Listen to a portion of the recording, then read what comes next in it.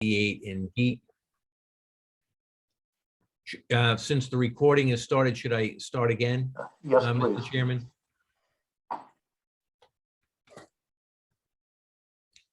What I'd like to do is start off with the Mumford Road proposed right-of-way.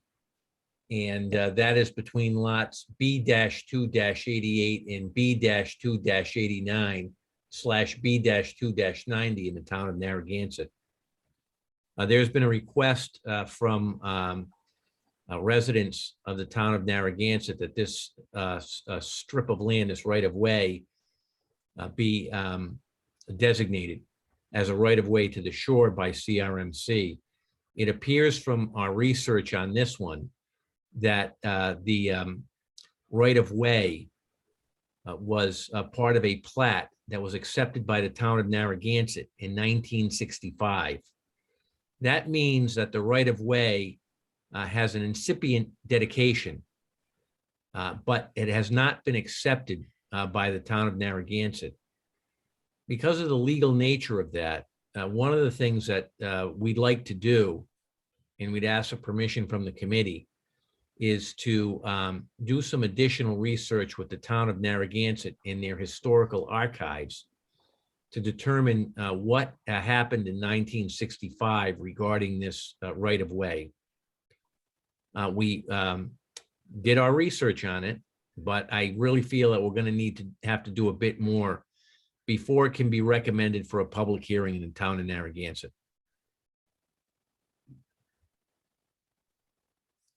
If I could have a motion. Thank you. Any questions of Mr. DeSisto before we entertain a motion? All right. Anyone want to make a motion as requested? I'll make a motion that we allow for time for additional research on this matter. Second. Motion made and seconded. I will now poll the members. Ms. Reynolds, Aye.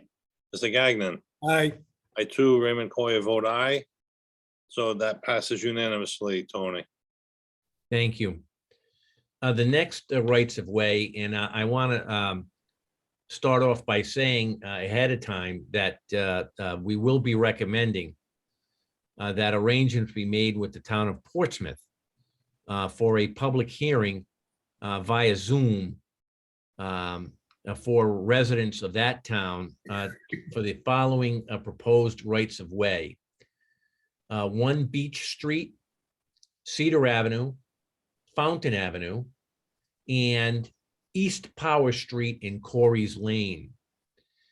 Now, I just like to say that the law fellows from the Roger Williams Law School did a lot of legwork on these properties. I've reviewed their work.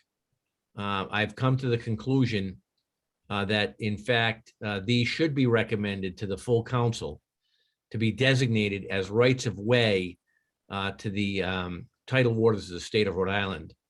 Quite a bit of research has been done on these. I would like to let the board know, the subcommittee know, that the town of Portsmouth, particularly the town planner down there, has done quite a bit of work himself.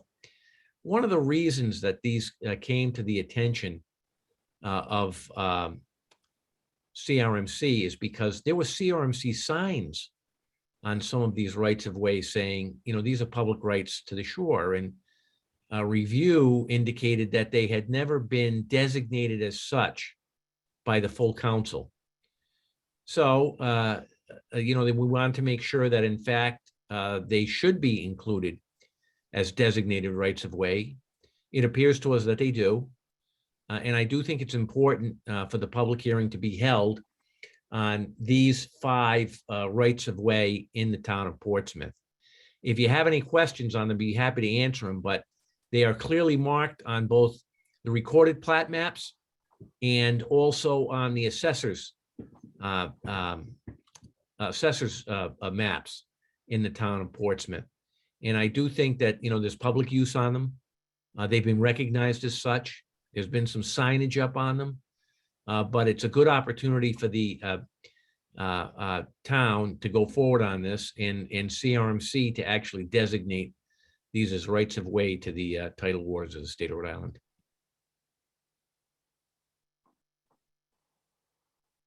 So you need a motion?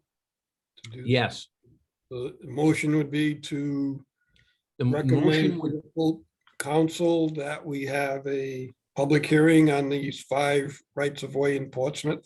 yeah, that's before getting to the full council. What I'm asking you to do is just direct staff to make arrangements with the town of Portsmouth for a public hearing, and because of the governor's executive order 22-01 still being in effect, to arrange for a Zoom public hearing with notice in Portsmouth so that interested parties and members of the public can give testimony on this. Once that's done, the subcommittee can, make their recommendation to the full council. So that's the motion. Okay, Long-winded, but it's the motion. do I have to repeat that, or can I say that's the motion? You can say, I make that in the form of a motion. I make that in a form of a motion. Is there a second to that motion? I'll second that motion. Motion been made and seconded. Now poll the members, Mr. Gagnon, Aye, Ms. Reynolds. Aye. I too, Raymond Coyer, vote aye, so it passes unanimously. Okay, if it's at all possible, I'd like to discuss 2 other rights of way that have received attention, not only by the law fellows, but also by legal counsel on this. And that is the Spring Street extension in the town of Westerly, and also the Buttonwoods right of way that is in the city of Warwick. Now, I'd like to take up the Spring Street extension first. I have received at least 2 memoranda of law from the Weekapaug Fire District on the matter. And in turn, Mike Rubin, who's retired from the Department of Attorney General, but is interested in matters of this nature, has also filed with the CRMC 2 legal memoranda in response to the Weekapaug Fire District memoranda. Now, the lawyers have shared those, and when I say the lawyers, I mean lawyers for the Weekapaug Fire District as well as Mr. Rubin. And those legal memoranda are in fact public documents. We are analyzing what is contained in those, and they're very lengthy, by the way, along with the research that the Roger Williams Law School Law Fellows have conducted on this, in our own research. And prior to that matter being scheduled for a public hearing, I would like the opportunity to address those legal issues and respond to this subcommittee. So at this time, I'm not asking for any action on them, but I do know that there's a lot of public interest in that. And I just wanted you to know that there has been activity on it on a legal basis. And we're sorting through these memoranda so that we can come up with the appropriate position. That's the first one.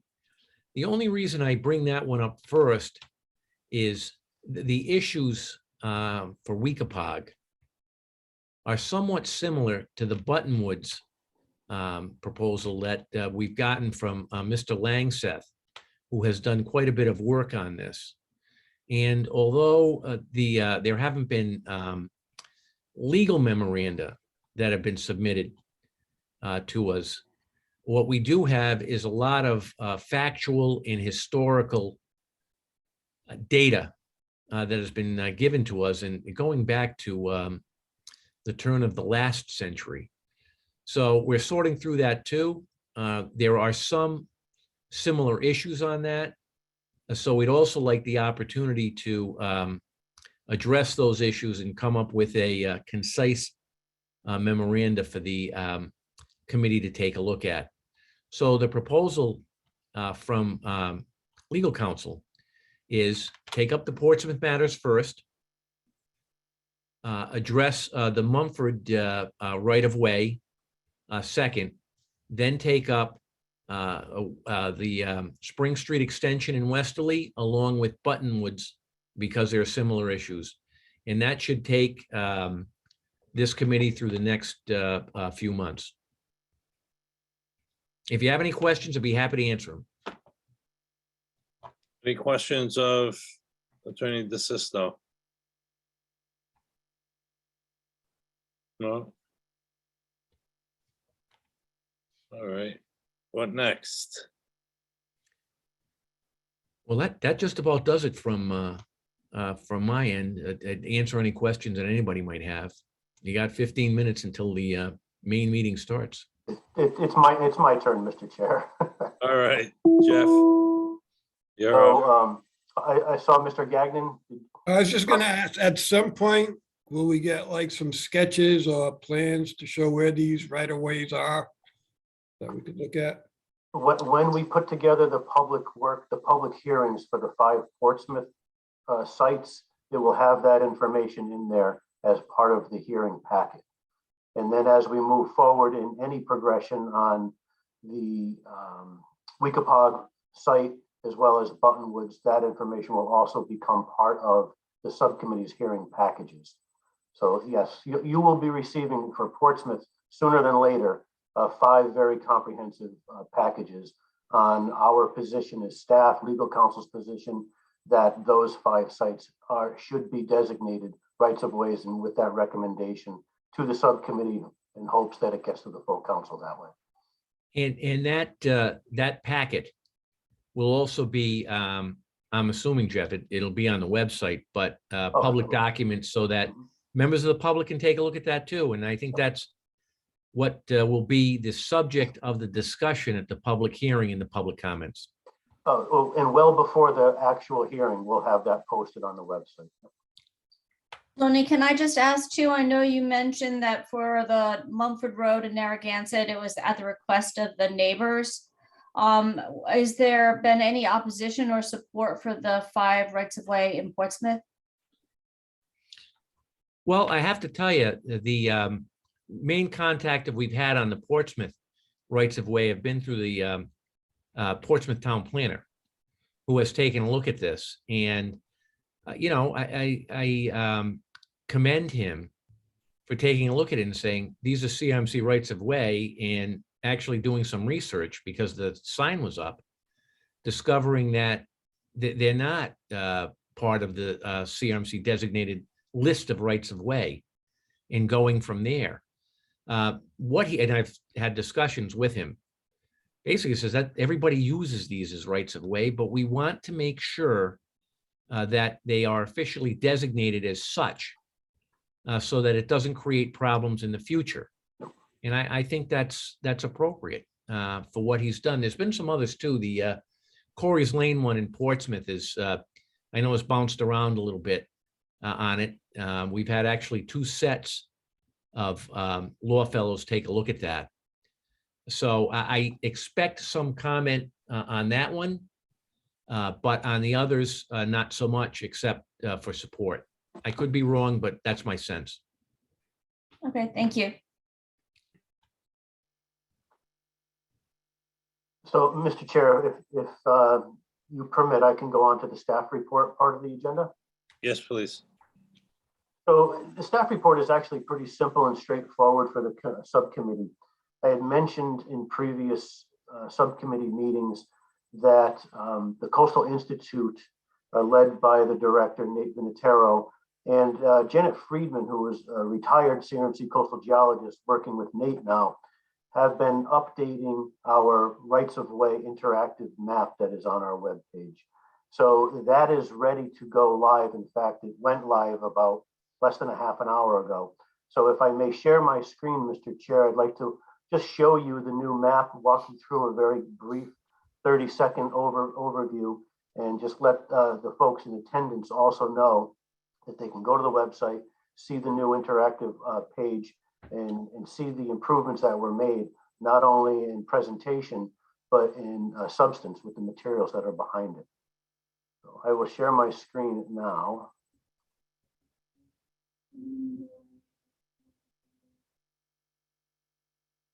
And I'm hoping you can all see this.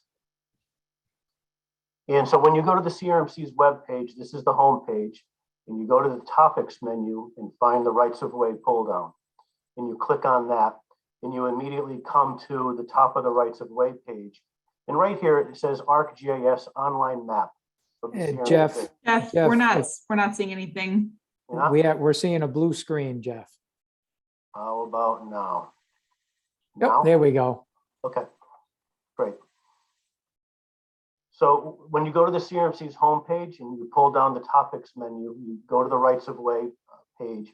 This is what you see. Excuse me. And then here right at the top is where our interactive map has always resided. So Nate and his crew and Janet have updated this extensively. And like I said, it has just gone live. So when you click on it, this is what you will see. You will get an explanation of what Nate and his crew have done for the CRMC in terms of changes. And you'll say, okay, which is fine.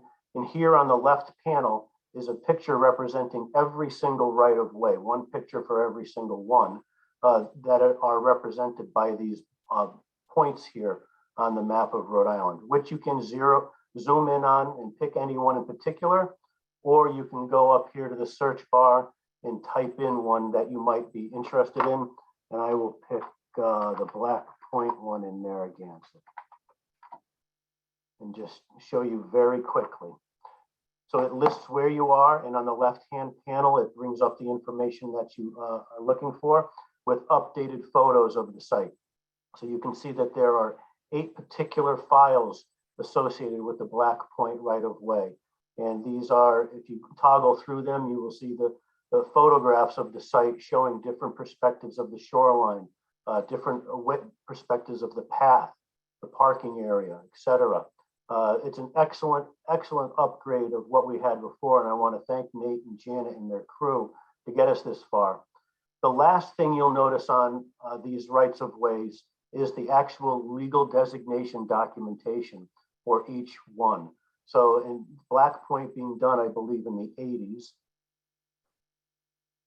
Yep. You will see all of the CRMC documents that led up to the decision of the council to designate this site as a public right of way and how it was filed with the state of Rhode Island through the Secretary of State. So it's just, again, a very brief report to explain that we have updated this particular interactive map at the Coastal Institute. Nate Vitotero and his team have done an excellent job, and I want to make sure that they get the credit for that. But that is essentially it, Mr. Chair, just to bring everybody up to speed on where we're at with rights of ways here in the state.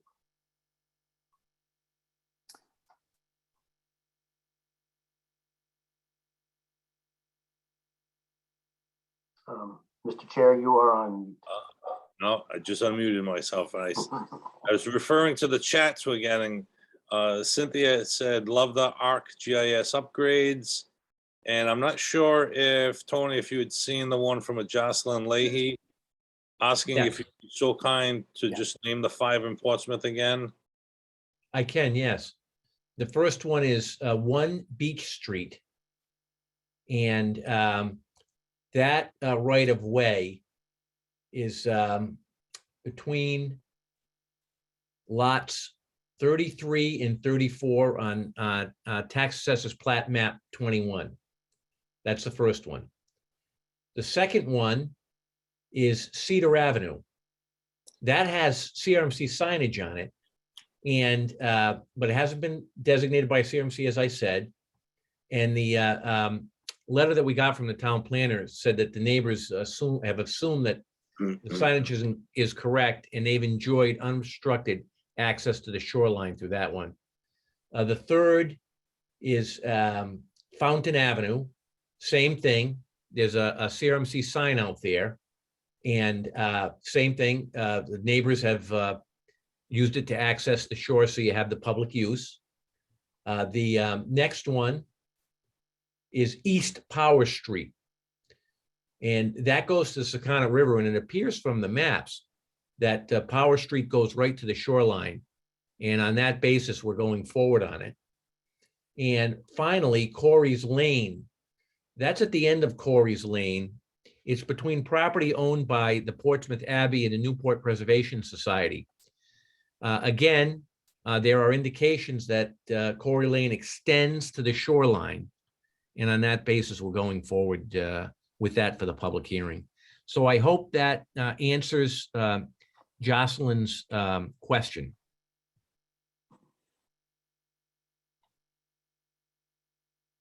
All right, thank you, Tony. Nothing else on our agenda. Jeff, Jim, Tony, anything else to?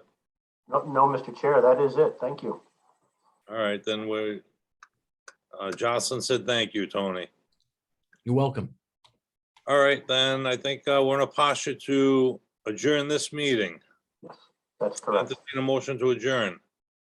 Motion to adjourn. Motion's been Second. made and seconded. All in favor, say aye. Aye. Aye. Meeting vote to adjourn is unanimous. And we'll see everyone back in a little bit for our regular monthly meeting. Do we just stay on this Zoom or do we need to relog in? I think You can stay on the Zoom. Can you? Okay, I would just mute yourself and turn your video off until we begin. okay, the answer is that.